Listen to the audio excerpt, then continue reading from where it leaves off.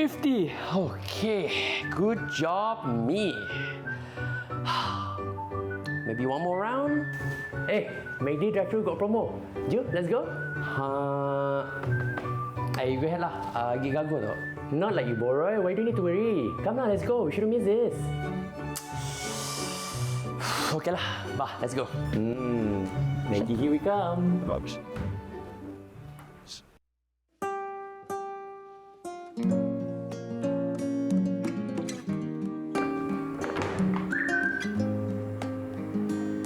I tapau naan cheese, banana cheese, and cheese tea.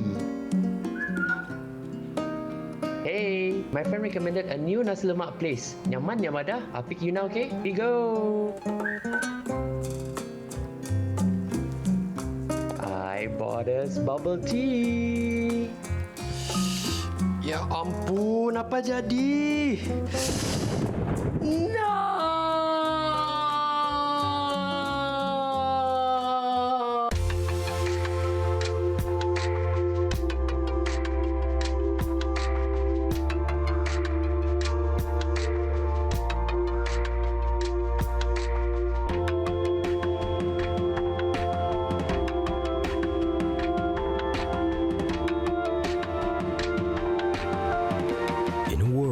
Filled with illness and disease, Arif is on a quest for informed health.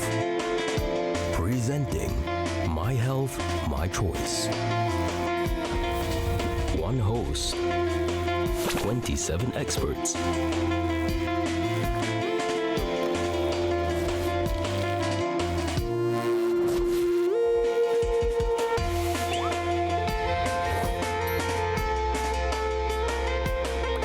Health issues in Sarawak. How am I supposed to know all this? How dare you say like that to an older lady? You simok lah. You okay? Hey. Lomba bis.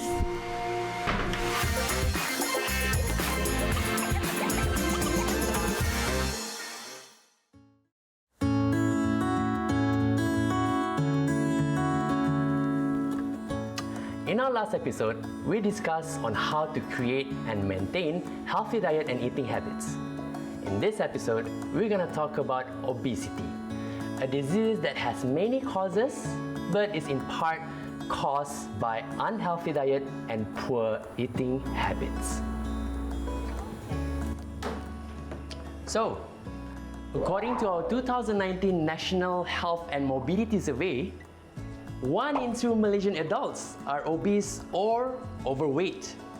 In fact, Malaysia has the highest prevalence in adult obesity in Southeast Asia. But wait, what's the difference between obese and overweight? Are they potatoes? Or are they completely different? We become overweight when we exceed the appropriate weight threshold for our age, height, and gender. And obese when we are overly overweight with an excessive amount of body fat. Keep this piece of information in mind and we'll come back to it later. Although overweight and obesity seem similar, they aren't exactly the same. But an individual that is overweight have a greater likelihood of becoming obese. The World Health Organization defines overweight as having a body mass index greater than or equal to 25, and obesity as having a body mass index greater than or equal to 30. We can calculate our BMI as follows. Our weight in kilograms divided by our height in squared meters. Arif is 74.9 kilograms over 1.83 meters squared, which gives him a BMI of 22.4. Phew. That's hardly overweight or anywhere near obese by BMI standards. But is he really safe? Or are we forgetting something? Fat content. Oils and fats are not necessarily harmful to our body. The biggest concern is intake of carbohydrates and our method of cooking. Deep fried foods give a lot of fat when consumed. We already know that we gain weight when we eat more than what our bodies burn, and these extra calories that we keep as fat. And this is precisely what obesity is, when we keep more fat in our bodies than it actually needs. So based on this, right, BMI, body mass index, is actually not the best way to measure if you're obese or overweight, because it doesn't measure your body fat content. Tell you what, a very simple and reliable way for us to measure we have too much fat in our body is actually to refer to our waistline. Referring to a publication on the management of obesity, our Ministry of Health have actually mentioned that males should not have a waist circumference of 90 cm and above, and females should not have a waist circumference 80 cm and above. My health, my choice. Your health, your choice.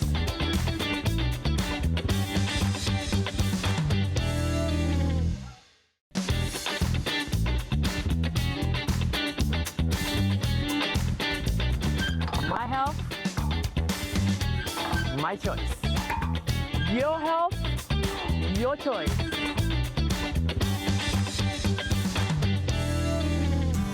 Malaysia is the most obese country in Southeast Asia, but things weren't always this way. Arif is meeting with Dr. Chia, an associate professor in the Faculty of Medicine and Health Sciences at the University of Malaysia, Sarawak. I actually have a few questions regarding obesity. Hope you don't mind me sending some questions to you. Oh, definitely, no problem. All right. How come our ancestors, right, rarely obese? If you look at our ancestor, 10,000 years of, when we started from the time when they have to physically work hard, and they had to hunt, they have to protect their shelter, they have to hunting for food, they even have to way all out to look at all kind of things. So all this require a lot of physical activity. But if you look at our life nowadays, everything is so easy. We don't need to work very hard to get food. So that's why itself already make a lot of difference, between our ancestor and ourselves now today. We don't need to plant our food, we don't need to, harvest the food, everything. So that make a lot of difference. Well, people like to associate gathering with food. So during the time that when we have birthdays, we have funerals, most of the thing that we relate to food. That's what happened when we have too much of food, and we relate that socialization with food. That is where we overeat. Like for example, social media, all that. Food have become something that is like anytime, anywhere, anyhow, and that is the problem. My advice is that if you don't want to look at it, don't have it at home. When I started to feed my children, when they were in infant, in toddler, I always focus on the first thing is rice.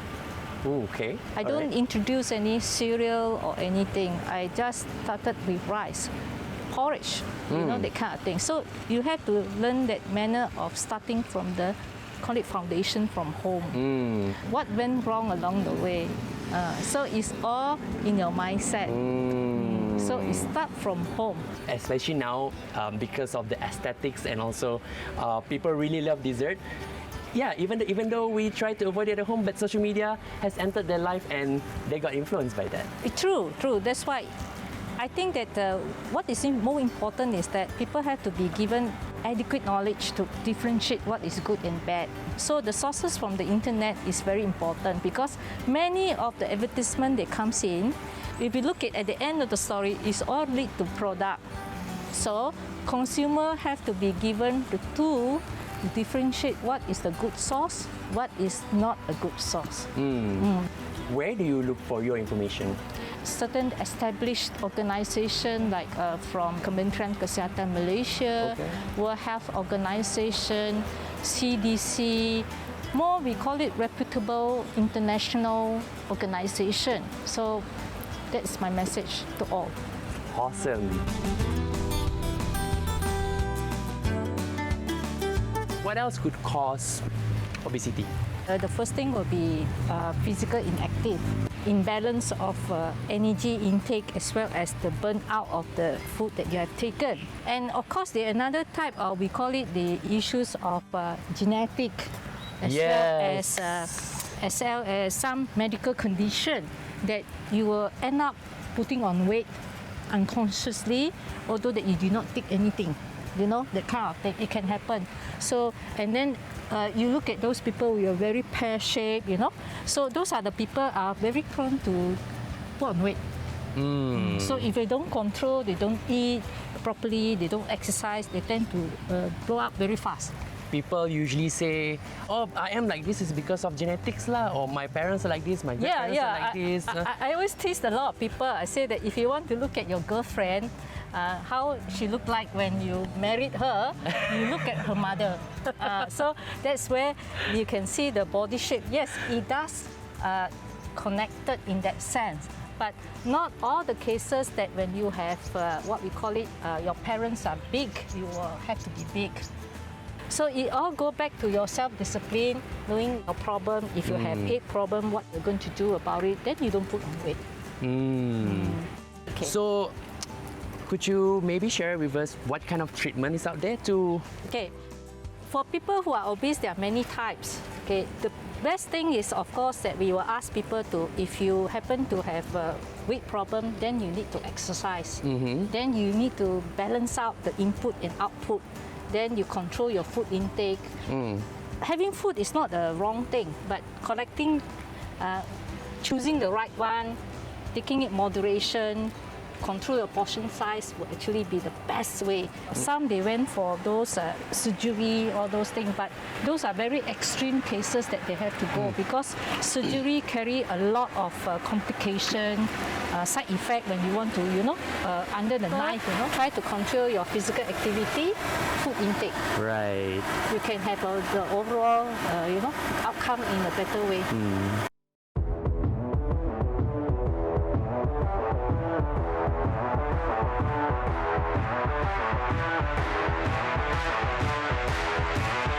Though there are different treatments to handle obesity, the most safest and unintrusive ways is weight management. Now, weight management consists of diet and physical activity. And this could help us either maintain, lose, or even gain weight so that we can achieve the healthiest version of our bodies. In our last episode, we talked about creating and maintaining healthy diet. In this episode, we're gonna talk about physical activity.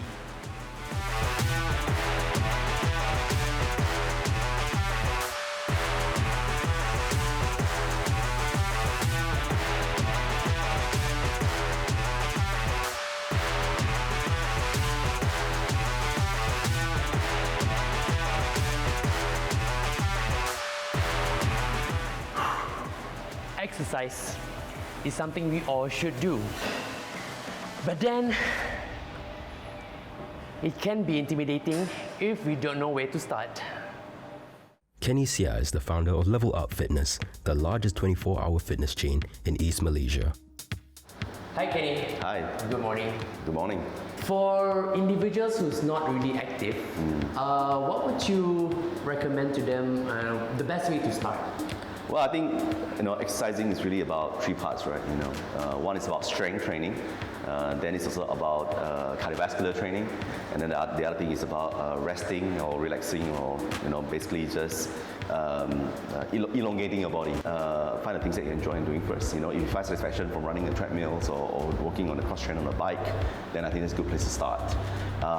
Then otherwise, if you feel that doing strength training gives you motivation to keep going, and obviously if you want something a bit more personalized, more one-on-one, then there are trainers that people can hire to get them going with in general.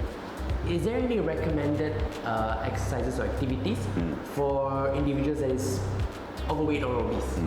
I think you start with what they can do first. All right. So even with people who are very obese, for example, at least they can still, if they can walk, if they can do squats, I think that's at least a good starting point. So if you can walk, for example, can you walk faster? Can you walk up a staircase? Are you able to make these movements happening? Then once you get to a certain point, using some sort of measurement, whether it's by time or by steps or so on, then can you make it a bit harder, a bit more? So for people who find movement difficult, I think that's where a good place to start. As I mentioned, so I still recommend this to go through a proper coach. It doesn't have to be a gym trainer. It can also be a physiotherapist, someone who understands how human movement should be like. Then you start to do other things like squatting, bending, pushing, pulling movements. These are all movements that I think we all do in our daily lives. And for people who find it difficult, I think it's just a matter of trying to get them to do it. It's no different than what we call rehab training for people who are who suffer maybe unfortunately a stroke. Even for sports stars, football stars, for example, if they get injured, they injure their legs or whatever, then they start to do all this basic movement again. And I think the same goes with people who are severely obese. How can we know the level of physical activity that is appropriate for us? If you want to start out, I think essentially you want to try to do something that is slightly difficult, that you think like maybe I can't do it, and then try to achieve those things. Again, I'm not talking about taking it to the extreme, but let's say, if you're used to running 5 kilometers in 5 minutes, you can do it in 4.5 minutes, you can do it in 4 minutes, for example. Doing something that is slightly uncomfortable, as a challenge, and say that, okay, I'm going to keep at it, I'm going to keep at it until I get it, then I think for a lot of people that's a very satisfactory progress. So how do you know you're exercising enough when you're doing something uncomfortable and you cannot do it properly, but you go on and on again until you got it? That's how you know. If you don't have time for one day, fine. Definitely in a week, can't you find time for it, right? And most people don't really prioritize that way. I think when they think that exercise is not that important. I'm just gonna once a week, do something. That's great, But I think for it to be really effective, we gotta work ourselves up to 2 times, 3 times a week. That then become a habit and then become a lifestyle. We have pendidikan jasmani when we were in school, high school, primary school. Yeah. But how come it's not really instilled in us about having exercise in our daily lives or in our weekly lives? Well, I think everybody wants to be healthier and live longer and so on, right? So most people want to get a better quality of life. That is a human nature. However, a lot of people don't do it because, truth be told, exercising can be painful for some people. Some people balances the risks and rewards differently. When in fact, all you need to do is do very little, but doing it consistently. Exercising is not like, just a one-off event. It's a lifestyle, right? It is something that you got to incorporate there in your body, like showering and brushing your teeth. I'm an 80s kid. Hopefully, the mindset is different now. At the risk of sounding too old, back in my days, unfortunately, for a long time, exercising is seen as some sort of punishment. It was a lot more about, okay, you didn't do well, you didn't do the correct thing, you now do something that's physical to punish you. So for example, you didn't do your homework, okay, you run around, all right? So now you compare that with countries like Singapore, Australia, or other places, where they treat fitness as a very common form of a child's development. It's like, okay, you must do well at school, okay, you can play some sports as well, It's just seen as a very natural things you gotta do, So I think when people start doing that, then you start to see that people in those countries, exercising in adulthood become a lot more commonplace, a lot more mainstream. So I do hope that at least the government will take initiative that and have a look at it into our exercise curriculum when they're younger, especially the current generation, and say that don't treat exercising as a form of punishment anymore, but treat it as like, hey, this is curriculum, all right? It's not extra curriculum, it is curriculum, all right? It is the same as literacy and numeracy and everything else. It's losing motivation and everything. Any advice? Yeah. It could be because they're putting too hard on themselves. It could be because they try something that's a bit too beyond their ability to do things. And I'm going to do it. If I can't do it, then I give up. And I feel demotivated. I feel demoralized. Or it could also be because they don't enjoy the things they're doing. Fitness looks different on different people. All right? There's no one-size-fits-all definition to fitness. For someone who suffered a stroke, getting them to walk, without a wheelchair, without a cane, is itself already progress in fitness. But for someone who's young, without any medical issues, then getting them to squat their body weight, to double their body weight, that itself is fitness. So again, fitness looks different for everyone. It looks different from a teenager to someone who's older to everybody in between. For people who feel demotivated because they couldn't do something else their friends are doing, I think that's not the way to look at it. It's like, are you better than you were 1 week ago, one month ago? So knowing your own body, knowing on your own limitation, Correct. and finding that little motivation to go on can go a long way lah. Yeah. My health, my choice. Your health, your choice.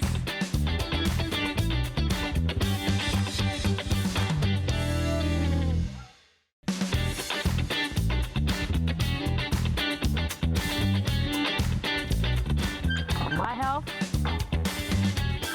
my choice. Your health, your choice.